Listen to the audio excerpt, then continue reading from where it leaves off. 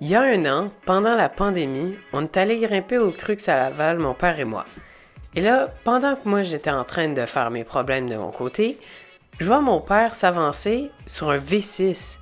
Un V6! Puis là, je réalise, attends, il va l'avoir là bientôt. Là, je me suis dit, ok, moi aussi, ça va être la première fois, je veux réussir un V6. Ici Jean-Sébastien et je suis en compagnie de mon fils Édouard. Bon, je l'ai pas eu cette fois-là, mais je vais l'avoir moi aussi. Bienvenue aux Malades d'escalade.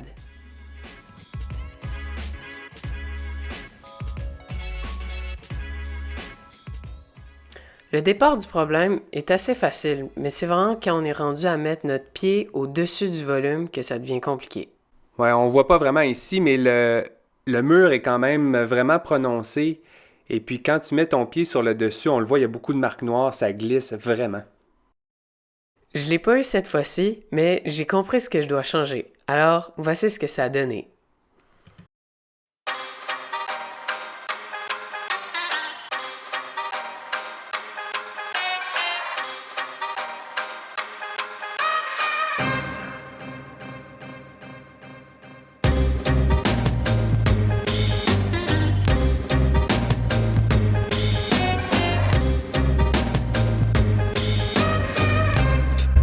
Ouais, quand même, tu l'as eu en 2 coups, Édouard, bravo.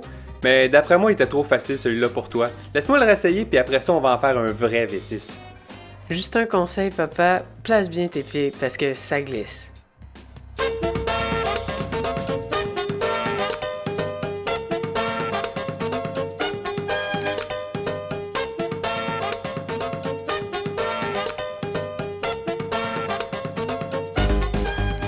Ah non, sérieusement, j'y arriverai jamais.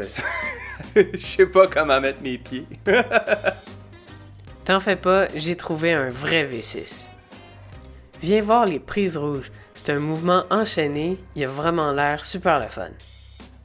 Alors, on commence avec les deux mains sur la prise de départ, un pied sur le petit volume, et il faut balancer notre pied gauche jusqu'à la grosse prise. Puis là, c'est une question de timing. Faut être capable, finalement, rendu là, d'attraper la prise suivante avec la main gauche. Et là, on voit pas tout le problème, ça continue par la suite, mais c'est vraiment ça qui est le plus difficile.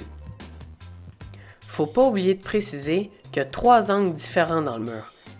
Ouais, ici, ce qu'on doit faire, c'est pratiquer différents départs pour être capable d'abord d'atterrir puis d'attraper, puis ensuite de t'élancer au début. Fait que là, tu essaies une façon, tu essaies l'autre façon, puis on essayait encore à ce moment-là de trouver le bon bêta. On n'était pas sûr si on pouvait le faire statique ou on était obligé de le faire dynamique.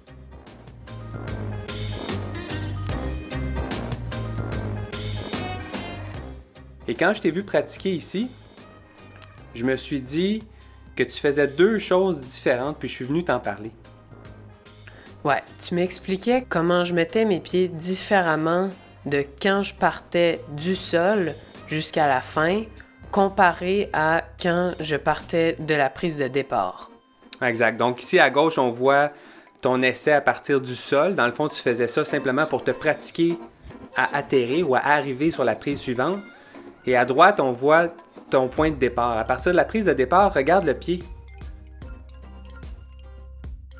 Il est vraiment à l'extrémité complètement à droite, alors que si on regarde à partir du sol à gauche, bien, ton pied est plutôt placé sur la partie vraiment extérieure gauche. Et donc, tu n'es pas au même endroit. Il faudrait déplacer ton pied pendant que tu te pratiques de manière à bien pratiquer tes réceptions.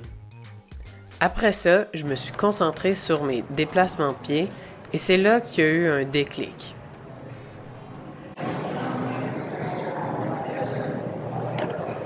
Oh, j'étais pas super là parce qu'on est.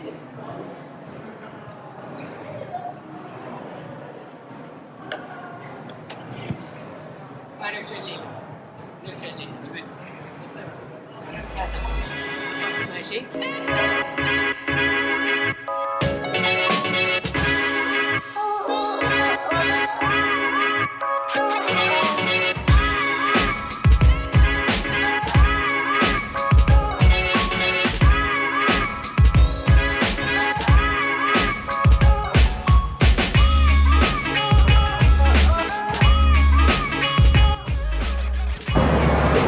rappelle une ancienne vidéo?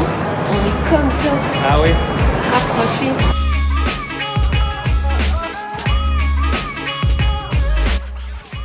Quand même, je vais peut-être un peu trop vite.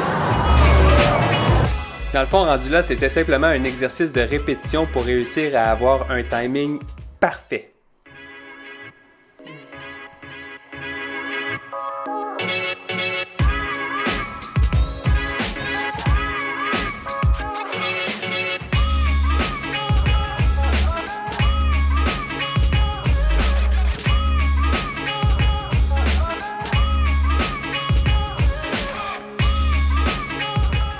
Enfin, je l'ai réussi. Merci de nous avoir écoutés. Si vous avez aimé la vidéo, n'oubliez pas de lâcher un pouce bleu. Abonnez-vous et activez la cloche de notification pour ne pas manquer nos prochaines vidéos. D'ici là, bonne grimpe!